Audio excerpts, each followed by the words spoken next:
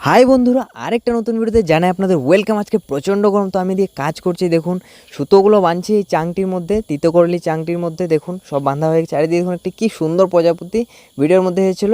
আমি কি করছি দেখুন, এই কাজটি করলে ফল বড় হয় এবং পচে না। এটি 2-1 দিন আগে করা। আর এদিকে নদী কিনারে চলে এসেছি। দেখুন কি সুন্দর বাতাস বয়ে চলেছে। এদিকে পলিথিনটি দেখো উড়িয়েই নিয়ে যাচ্ছে।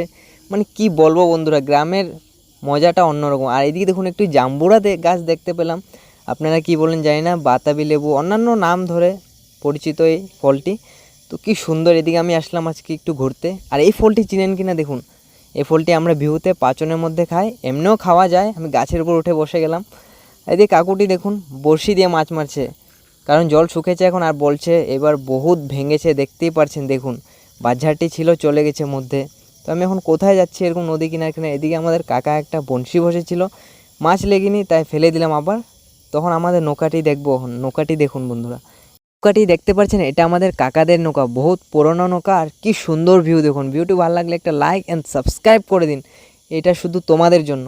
বন্ধুরা কি সুন্দর পেয়ারাগুলো, শেষে এসে পান্তা ভাত।